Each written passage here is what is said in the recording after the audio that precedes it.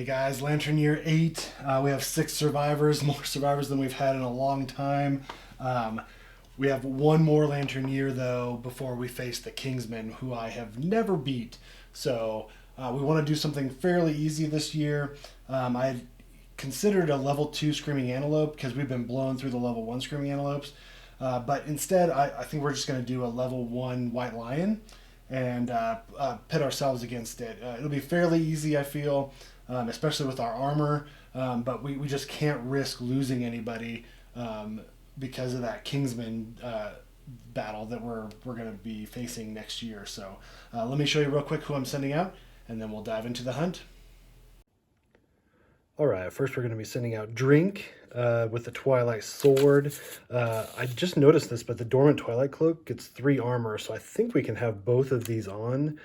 So that gives us 4 armor to the head, and we've got 3 Insanity. Next we're sending out Cord, the Purple Mini, 9 Insanity, and we're doing the Leather Armor set with the Shield, which gives us 5 armor total. Oh, and also we've got the 3 green affinities, so we get an extra evasion with Monster Grease. Hat is going to be the Green Mini. We're sending them out with the Rawhide Armor set, Scrap Sword, Bone Darts. So we got 0 Insanity and 2 armor for each.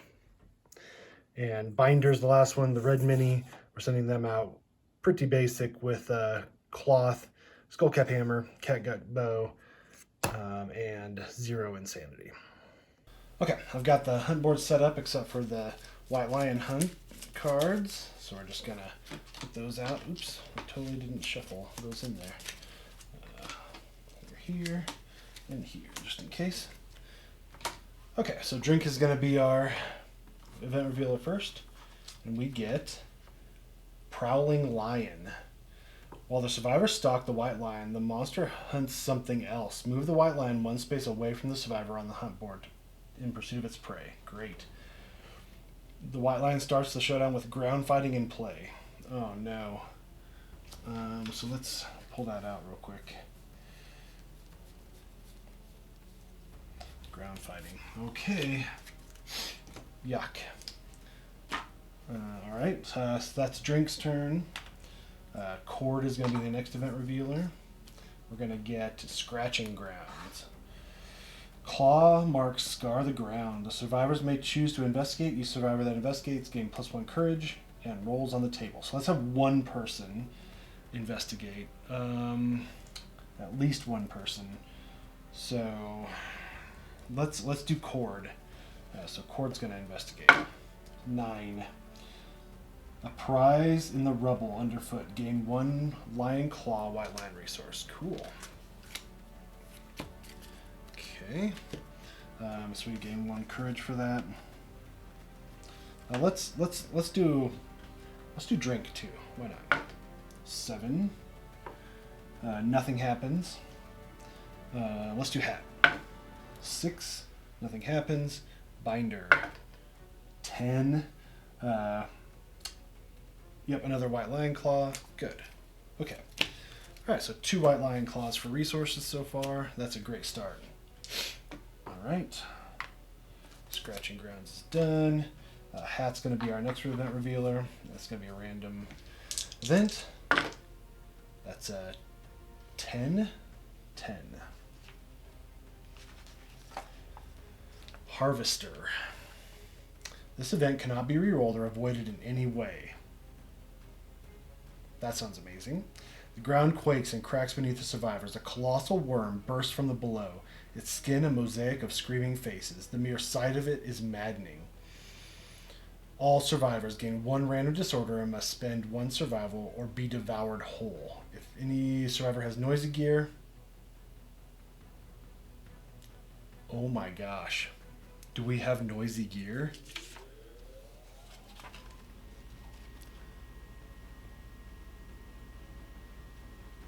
Binder's good.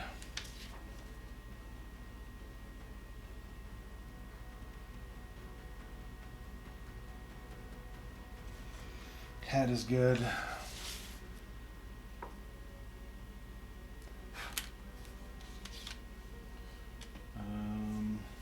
is good, and I think drink is going to be good.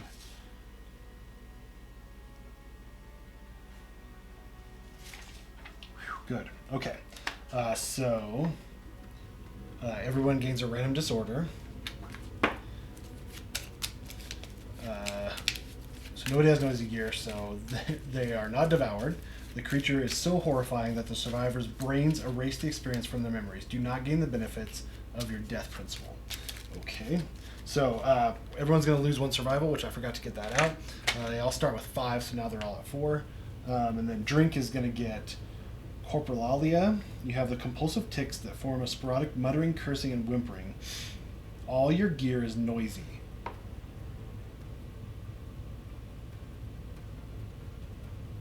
Oh no.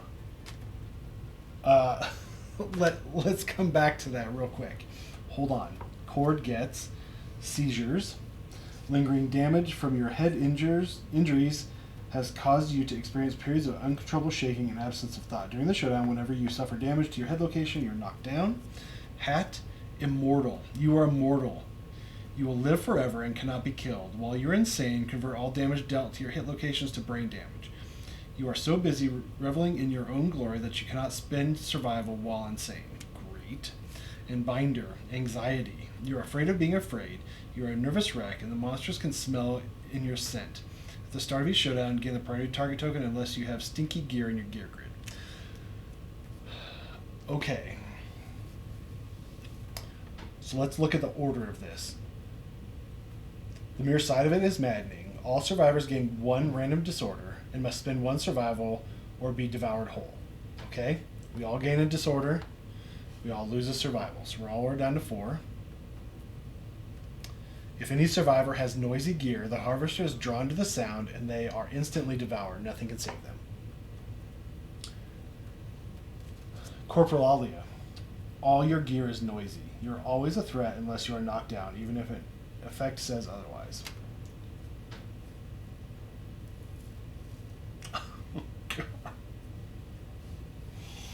I think that means drink is dead. That sucks so bad. Oh my gosh. Oh no. And we don't get our death principle. Oh no.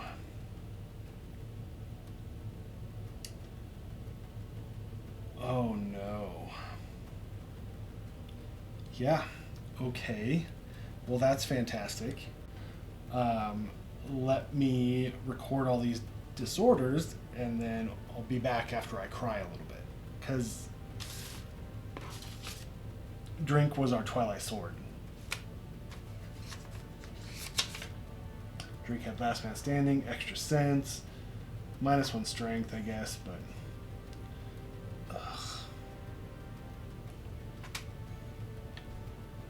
that we cannot afford to lose anyone. Oh no. Alright, I'll be right back. Okay. That was not an enjoyable experience. Like, this should have been an easy thing. Ugh. Okay, well, goodbye, drink. It was nice knowing you. So we lose the Blue Lantern, the Twilight Sword, the Dormant Twilight Cloak. All that's gone. I think we still get to bring everything else back to the settlement. Well, fantastic. Okay, binder. It's the next event revealer. It's another random hunt event. 83.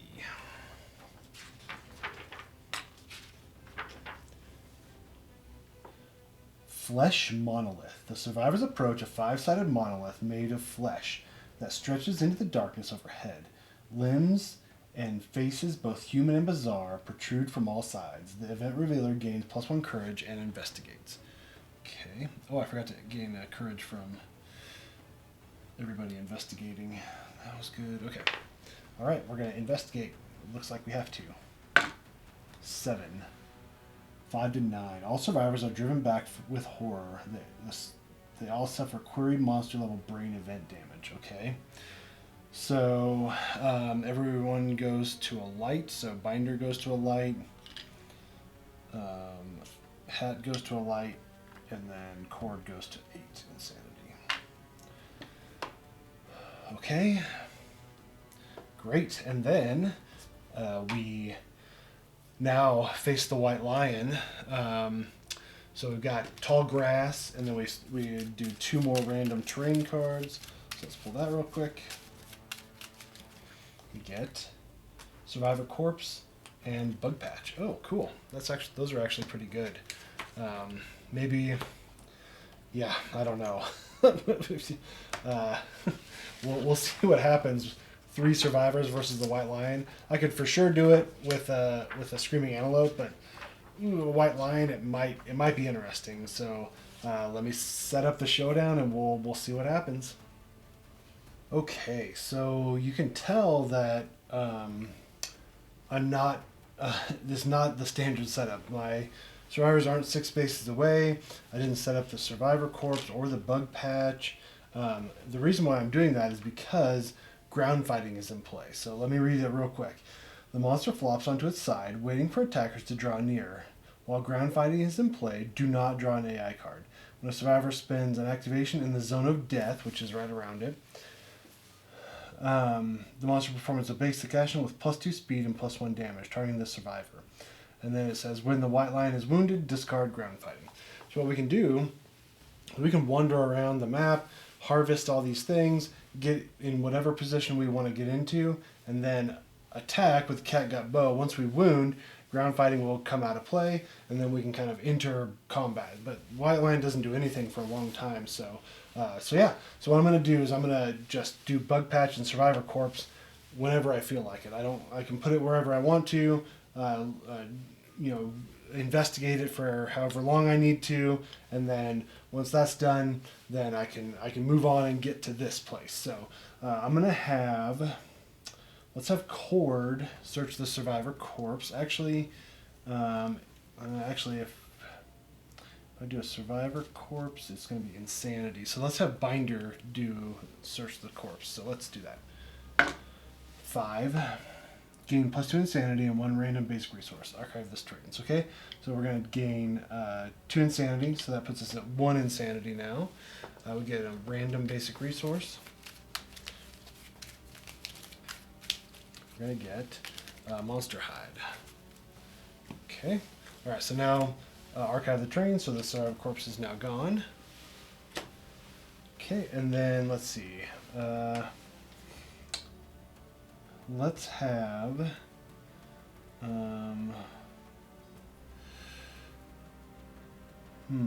let's just have Cord do Bug Patch. 3. Insect scatter, leaving their meal behind. Gain 1 random basic resource. Archive this trait. Okay, I'm just gonna pull from the top. We get Monster Organ. Okay, so now the Bug Patch is done. So again, the White Lion is just sitting on its side because of ground fighting. Now the downside of ground fighting is we have 7 basic, 3 advanced, 7, 8, 9, 10, so that's 11 wounds. Technically we have 12 wounds now with ground fighting in play, so it's one tougher technically, but yeah. So another thing, Binder has anxiety. So if we start with a priority target token, unless we have stinky gear, we don't have any stinky gear, so Binder has the priority target token, so he's going to hang out in that grass. But now what we're going to do is we're going to attack. So, let me shuffle up the AI cards real quick. And the hit locations.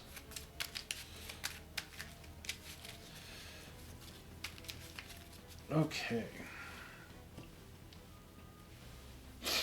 Okay, here we go. So now we're going to have Binder attack. He's attacking outside of the zone of death, so they don't do that basic action thing. We just, once it's wounded, ground fighting gets discarded. So let's do it. Speed 2 hits on a 7+. 7+. So we'll miss. So then we just go through the round again. Don't do anything. Binder attacks again. Miss. Do it again. 1 hit. Goodness, we couldn't hit the broadside of a barn. Beast's Maw. Failure. The monster roars triumphantly. Roll 1d10. On a 4+, the attacker suffers 1 brain damage per monster level and is knocked down. Okay, so the toughness of our level 1 white lion is 8. 7, 6, 5, so a 5+. 1 is going to miss. The monster roars triumphantly. Roll a d10. That's a 9. On a 4+, target suffers 1 brain damage, so we're down to 0 for Binder and is knocked down. Okay. So here's the crazy thing. When the white lion is wounded, discard ground fighting. So since we didn't wound, ground fighting is still in play. The white lion just hangs out there. So we'll go another whole round. He stands back up again. And then we're going to attack with the catgut bow. 7+. Nothing. Another round. 2 hits. Okay. The beast's femur and the beast's heel. So both of them don't have any reflex. So let's just attack the beast's femur. So 8, 7, 6, 5. 5+. Okay, that's 1 wound. Okay, so now we discard ground fighting.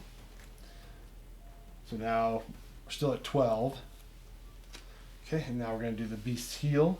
You clip the tense muscles of the heel. 8, 7, 6, 5+. Okay, there's a wound. 2 wounds. Okay, so now we're back. Binder has gone. Now we're going to have Cord go with the counterweighted axe. So she's right there. So she's going to attack speed 2. It's on a 6+. That's 1 hit. The beast's flank. Wound. The cat hates this. The monster is very upset. Attacker gains a priority target token. So that would actually be a good thing because it would take it away from Binder. So it's going to be 8, 7, 6, 5, 4. 4+. That's a hit. It's another wound. And we gain the priority target token. Okay. So now I think we're going to surge. We don't have the rawhide armor set, so we don't roll to see if we keep it, and we're just going to attack again. So speed 2 hits on a 6+. Miss with the counterweighted axe. Okay. And then last but not least is Hat. Hat is going to attack with a scrap sword, so they're just going to move in here. And now that ground fighting's not in play, it doesn't matter if we're in range or not. And we are going to attack. So it's speed 2. It's on a 5+, 5+6, 5+, 4+, 3+, because we got +2 accuracy. So 3+. So that's 1 hit. The beast's ear. Failure. The white lion jumps back. Without turning, move the monster 1 step face directly away from the attacker. Cancel all unresolved hits out of range. Okay, so we got 8, 7, 6, 5. 5+. 9 is a wound. Okay. And then Hat, I think, is going to spend a survival. Since we have the rawhide armor set, we're going to roll to see if we use it. We do not. So we've surged. We're going to attack again. Speed 2 hits on a 5, 4, 3+. 1 more hit. We'll take it.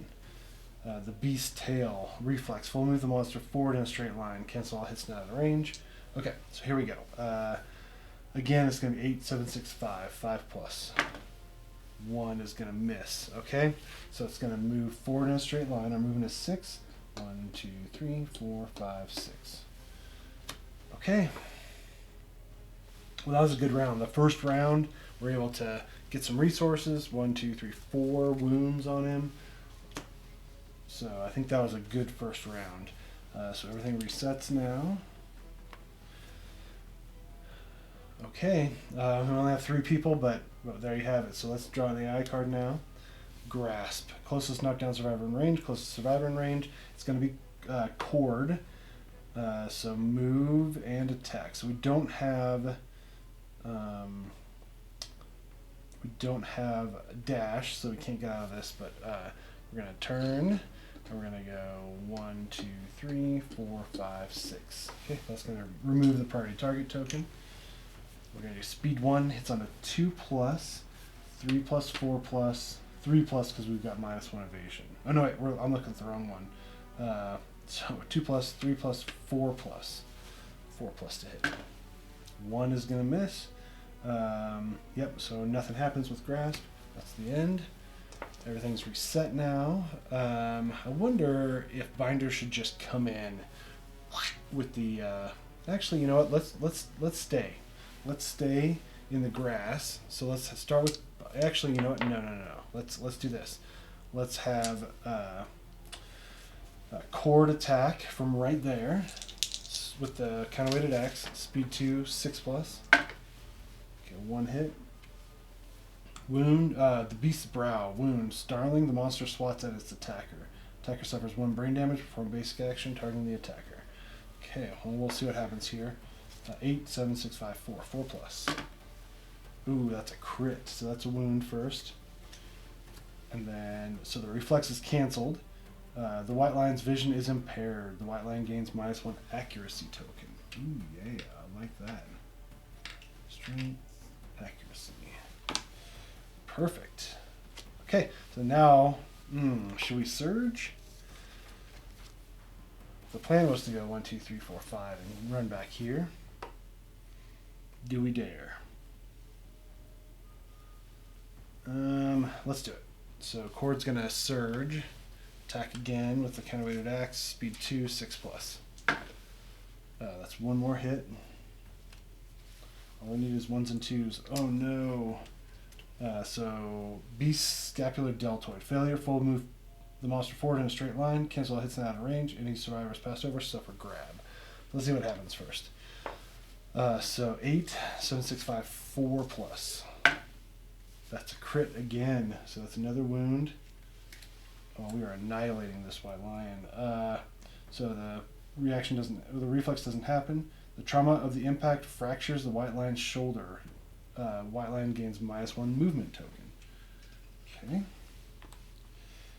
All right, so now we're going to go 1, 2, 3, 4, 5. Right there. Then we're going to have binder attack. Speed 2 hits on a 7+ with a catgut bow. 1 hit. The beast's knee. You hit the white lion's sturdy kneecap. Okay, here we go. So 8, 7, 6, 5. 5+. That's a hit or a wound. Okay. So we got 1, 2, 3, 4, 5 wounds remaining. So do we just send Hat in? Oh, we got bone darts with Hat, so let's just do that. Hat's gonna attack with bone darts, speed 1, 7+. Oh yeah, 7 + 6 was 5+ actually. That's a hit. The beast's paw, failure, perform basic action targeting the attacker. This attack gains +2 damage. Okay, 8, 7, 6, 5. 5+. 8 is a wound. Okay, we don't do failure.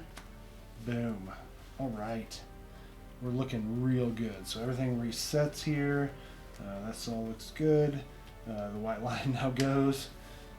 Bloody Claw. Closest survivor with the most bleed tokens. So, I mean, I guess it would just be... I guess it would just be closest survivor, right? I mean, nobody has bleed tokens, so does that mean we don't do anything? Closest survivor with the most bleed tokens. It doesn't say at least 1 bleed token, it just says the most. So let's just do closest survivor then.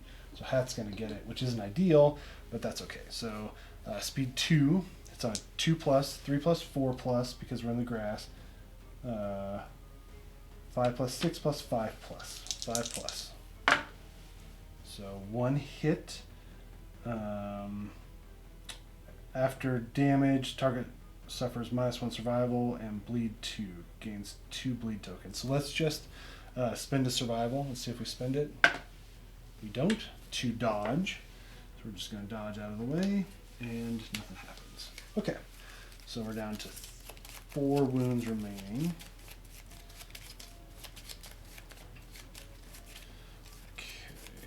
All right, so let's do this. Let's have Hat attack first, right here in front with the scrap sword, speed 2, 5 plus, 4 plus, 3 plus. 1 hit. The beast's ribs. If we wound, if the attacker has 3 plus understanding, the sound of the cracking ribs is encouraging. The attacker gains +1 survival. We do not have 3 understanding, so 8, 7, 6, 5. 5 plus. 7, that's a wound.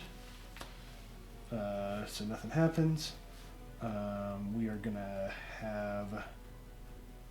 Let's just play it safe. So let's have Hat move back here. Okay, Cord's going to attack from right there because we have reach with our counterweighted axe. Speed 2 hits a 6 plus.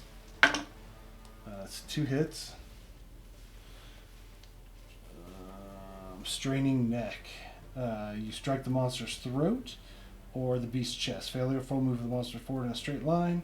Okay, so let's do straining neck first. It's 8, 7, 6, 5, 4. 4 plus. 2 is going to miss.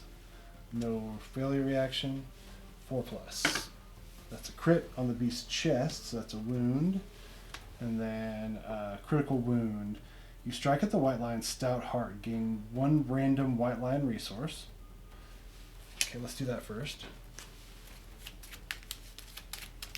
So we get the golden whiskers. Okay. Great. And then it says roll 1d10. If the result is a 10, the white line dies instantly. Oh my gosh. That just happened. That was quick and easy. The white line dies. Right there. Just done. 1 die roll. So I believe, let's pull out our... let's see, 4 basic, 4 white lion. So 1, 2, 3, 4. All right, 1, 2, 3, 4. All right, let's see what we got here. So we get Shimmering Mane. Is that where's the one? Oh yeah, archive this to gain 2 basic hide resources. Perfect. Great cat bone. Great cat bone, lion testes, monster bone, whatever. Broken lantern, come on, love juice. No, monster hide. Bummer. Okay, well then we got golden whiskers, monster organ, monster hide, lion claw. Perfect. Okay, well let's see if anybody ages up real quick before we go crazy. So Binder gets an XP. Is it 1? Cord gets an XP and he ages, or she ages, and Hat gets an XP and they're at 5, but not quite aging yet. So let's age Cord real quick. We probably could have handled a level 2 white lion, but I mean, with our population, I'm really worried about it, and we've got plenty of resources right now. We're in pretty good shape.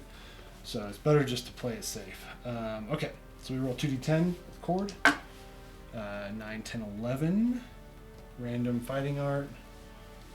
Grab that.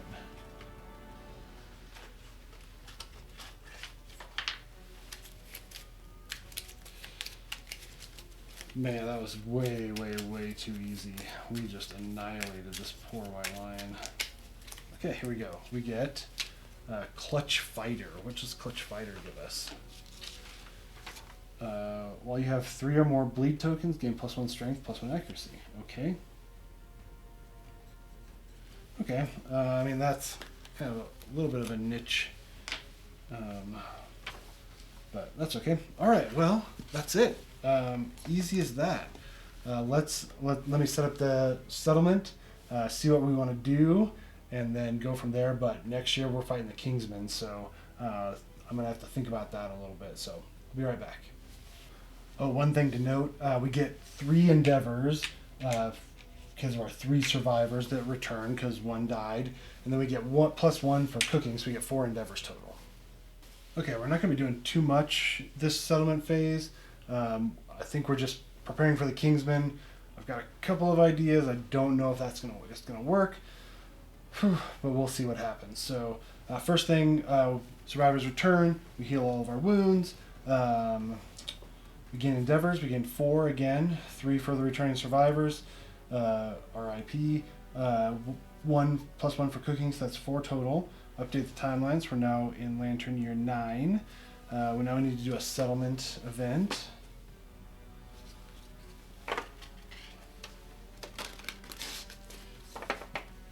We're not in good shape. If we die to the Kingsman, we're down to 1 survivor.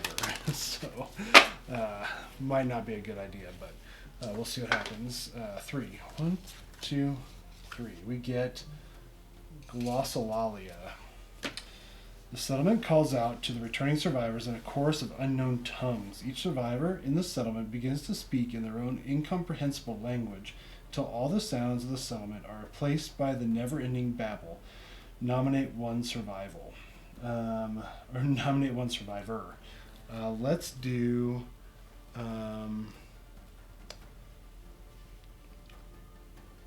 let's do Binder. Binder it is. We roll 1d10. 3. The survivor begins to argue endlessly with everyone. Minus 3 endeavors. God dang it. Well, I was going to use 3 endeavors for augury to see if we could have done intimacy. Let's just see what would have happened. Well, we wouldn't have gotten it anyway, so... Dang it. Okay, lingering effects. Glossolalia prevents science endeavors. Glossolalia prevents education endeavors. We can do automatic writing or deep listen, but we're not going to do any of that. Dang it, why? Ugh. Man, that sucks. I can't believe we lost 3 endeavors to a stupid settlement event. Ugh. We really needed that. Okay, well, that's not good, but it's not horrible. Update the death count. I did, so we have 5 survivors remaining at this point. We don't have 6 anymore, we have 5. And then we check milestones. Nope, what we're looking for is population 0, population 15. We're not even close.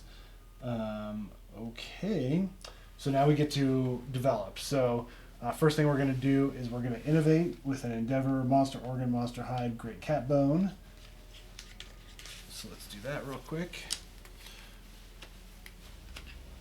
Get to draw 2 of these guys and pick one. I'm looking for the dash. That's what I really want. I also saw Stone Circle has Forbidden Dance.